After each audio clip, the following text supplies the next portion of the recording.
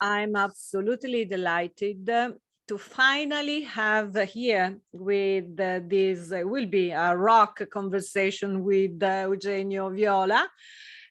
He's on the road because he's so busy as a main curator nowadays of MAMBO in Bogotá. So we are connected with Eugenio Viola. I have no words to define the so wide experience in curatorship because he's been the responsible of more than 70 exhibits in Italy, and he has been appointed by Dario Franceschini, our Minister of Culture, and is the curator of Padiglione Italia Biennale Arte 2022. Welcome. This is the Italian way, and this is, I think, your place. Ciao, Eugenio. Thank you for your kind invitation. Okay. Why don't we start just with a few information about your start and how you become a curator and your educational steps before being appointed as the curator of Padiglione Italia. I have more than 15 years of experience as an institutional curator. Started at MADRE, which is the Contemporary Museum of Napoli, my city, where I have been worked from 2009 and 2016. Then I moved to Perth in Western Australia, and after that I went to Bogotá, where I'm currently the chief curator of the Moderno Museum here. So basically all my experience is devoted to South. I was born in south of Italy. I moved in the Southern Hemisphere, and now I'm living in South America. So it's almost a kind of vocation. I studied history of art, focusing on history of contemporary art, and I specialized in experiences and theories related to performance and body art. I'm considered a kind of expert of this topic because I have been worked with historical figures like Marina Abramovic, Orlan. I basically grew up with Orlan. I was yesterday with her in Paris. Herman Nietzsche, who sadly recently passed away, as well as a lot of other artists who are using performance as the main medium or like one of the medium in order to face the reality, especially Latin American artists like Regina José Galindo, Teresa Margolles, Sonia Bruguera, Carlos Martiel, Amalia Pica, etc. Maria José Argona, Colombia, Maria José Argona. How does this Latin American knowledge infected your work at Italian Pavillon? In which way? Well, when we presented the proposal that later was appointed by Dario Franceschini, I was working about on landscape and environment here, working with one of the most influential Colombian living artists, Miguel Angel Rojas. So all my exhibitions and all my projects are interconnected between them. Basically, I see all my projects like visual chapters or of a kind of book in constant formation. Everything is interconnected. This is something that I suddenly realized after 20 years of experience. As you were saying, more than 70 exhibitions, not only in Italy, but I have been working in the all 5 continents, and they are all interconnected. There is a kind of inner fil rouge. Reviewing the press release on you, I noticed that nowadays you are one of the most well-ranked curator in the world. So my compliments. History of Night and Destiny of Comets. This is the title, the motto. And I've noticed that you slap us in the face. So there is a very strong effect on Italian minds because it's a new way to utilize, but it's a bad word, I would say, to involve arts to give different meanings to the scenario. So tell us something about that. What was your focus? What want to get from the audience through this installation?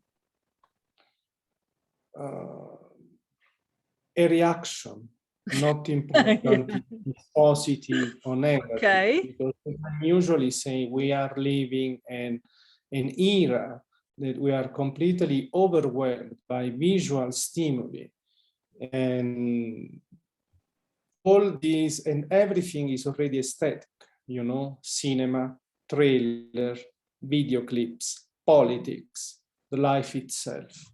So which is the main scope of the art, basically, to stimulate a reaction. It's not important if it's positive or negative. Basically, I understood that the project worked seeing the first visitors coming out from the pavilion crying. Yeah, that's true. It's a kind of report that you did on our current situation, looking back in the past. And inside your work, there are pieces of the Italian industries and pieces of lives. So which one you are mostly related to and why? To both of them, because these pieces of industries are tranche de vie that we put inside the pavilion, and they are connected to life, to the life of everybody. So the installation works as a kind of mirror. The visitor, one-on-one, can see his nightmares, memories, unconscious thoughts. So basically they are really interconnected. Okay. Art and life is a kind of new version of the avant-garde ideal of the Gesamtkunstwerk, the total work of art. And we have also to highlight the skills of the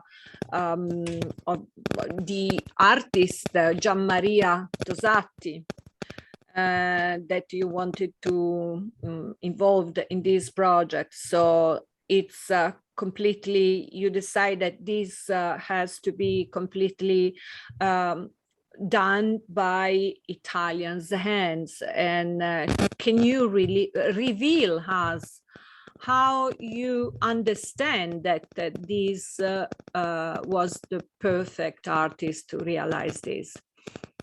Because I have a long working relationship with him.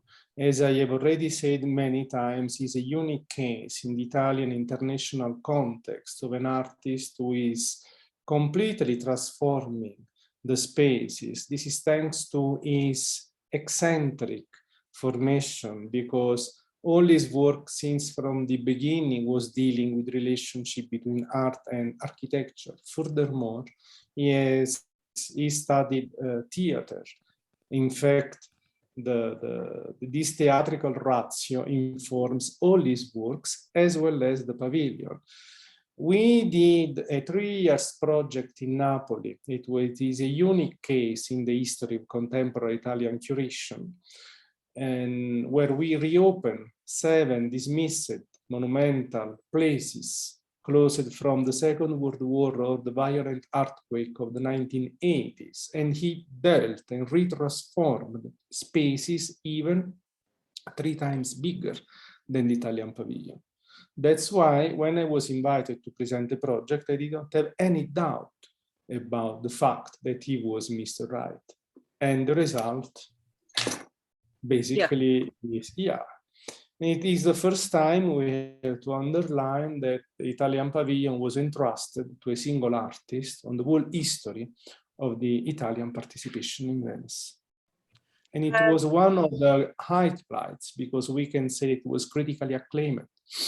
Newspapers like Washington Post, Financial Times, Frankfurter Zeitung, etc.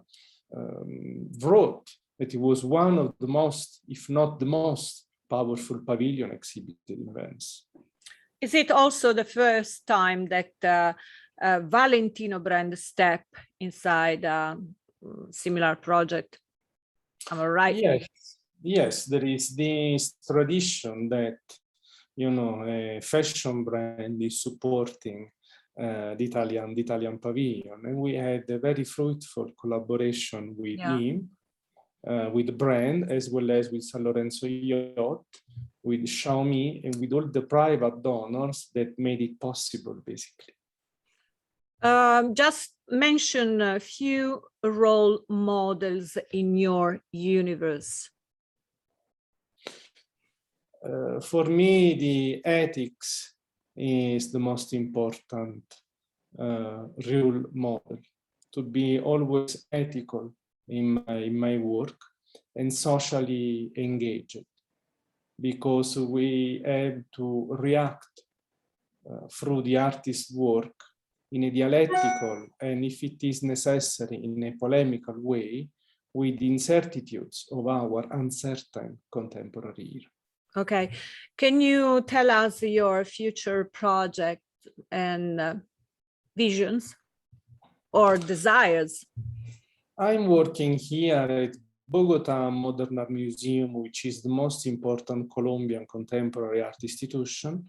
So we recently opened a new exhibition cycle. We launched the first prize in Latin America devoted to women artists, and usually say I'm a gay feminist curator. The inaugural edition was focused on the social unrest that happened in Chile and in Colombia.